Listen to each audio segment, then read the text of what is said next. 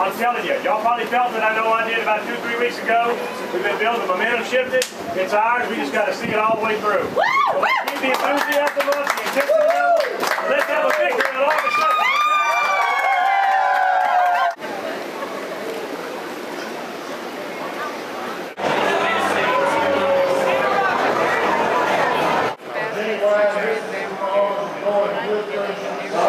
Billy Hewes.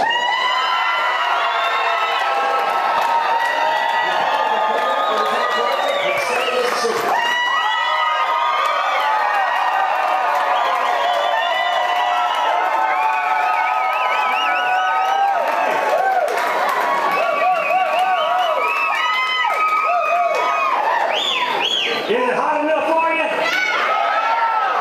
What do you say we turn the temperature up?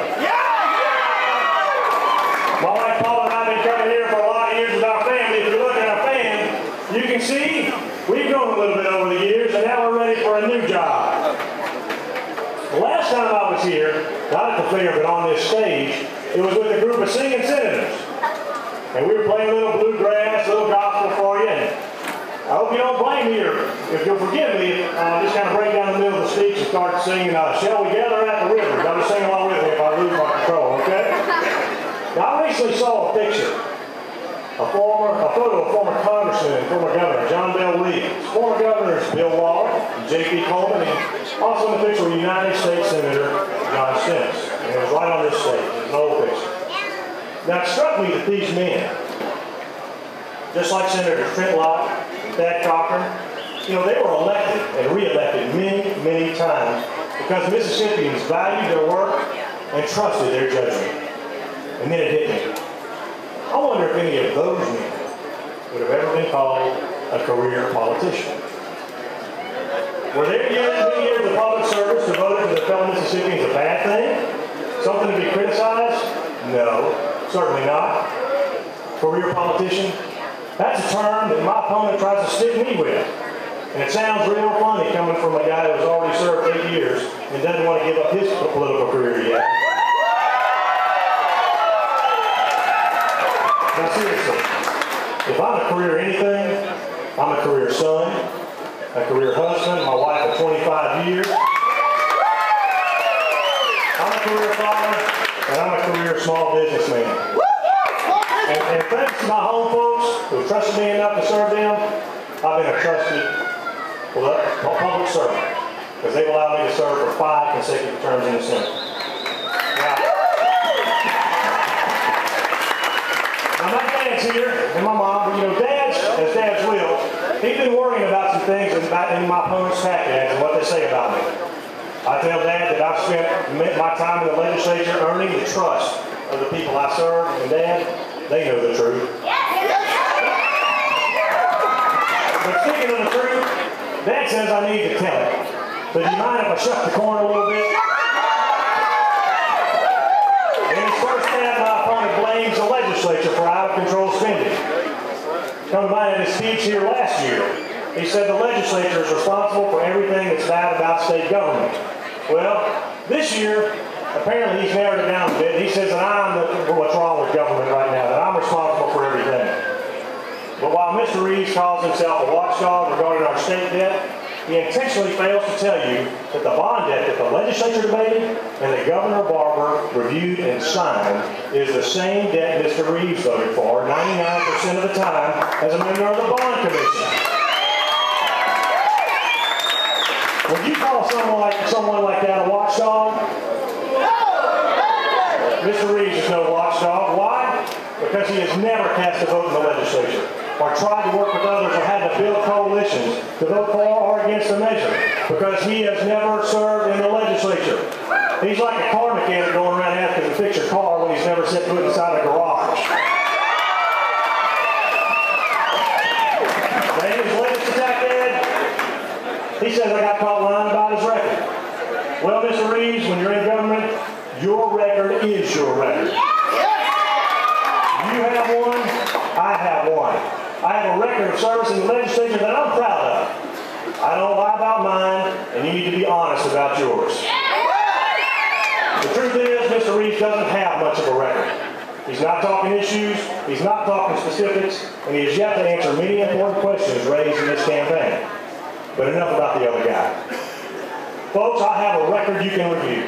I have experience you can judge. And I have a plan for what a Billy Hewes-led Senate will do if you elect me that you can evaluate today. You know, you can't play a good football game without a game plan, right? You can't get much done in government either without a good plan. So I introduced last week my game plan for Mississippi. The plan is based on performance-based spending, limited taxation, and measurable results.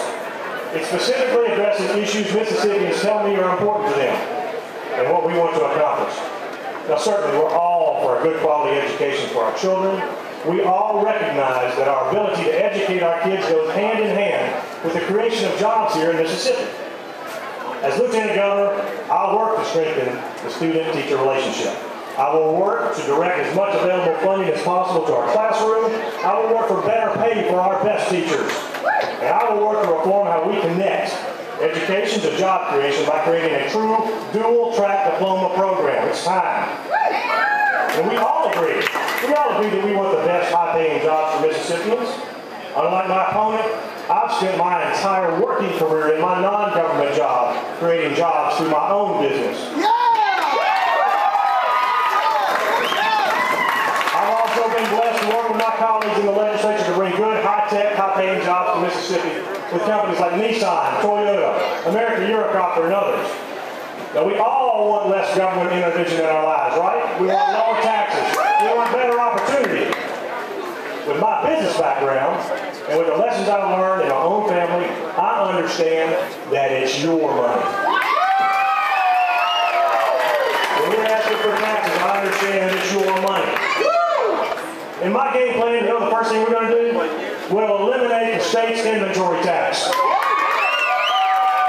This will help our homegrown businesses that are at a competitive disadvantage and are looking for relief in this economy. Why? Because it's your money.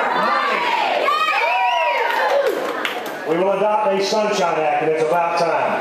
The Sunshine Act that will show you how your money is being spent. It will expose attorney's fees. It will expose consulting contracts and management fees paid with your money, just like the excessive fees my opponents spend on bond managers. Why? Because it's your money.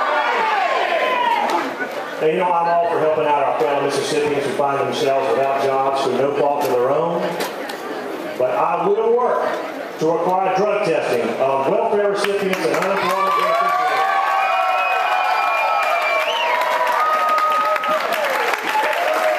It's your money, and we must ensure that we don't finance the drug habits of the people we're trying to help. Because it's your money.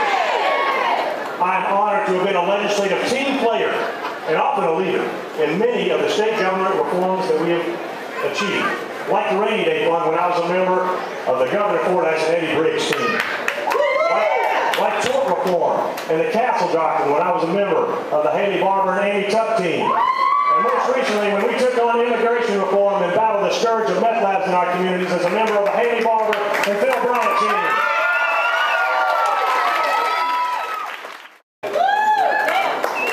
Now experience matters, ladies and gentlemen. Not just political experience, but life experience as well. And it is the key difference in this race between the two opponents. As a businessman, husband, and father of four, I know what it takes to make ends meet and to live within our means.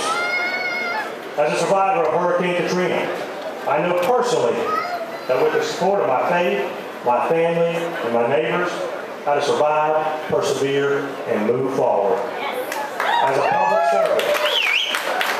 servant, I know what it is to live and lead by example. People want a leader they can relate to, someone who has faced the same things they face.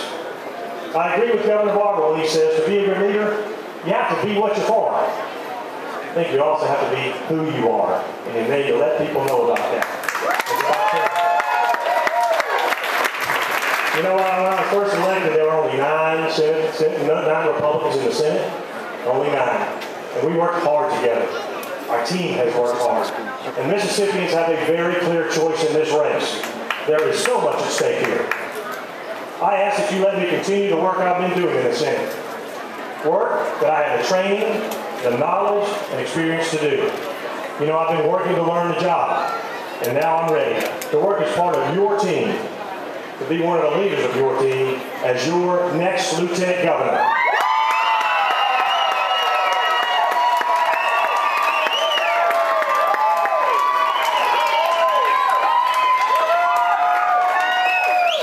I'm Billy Hewes.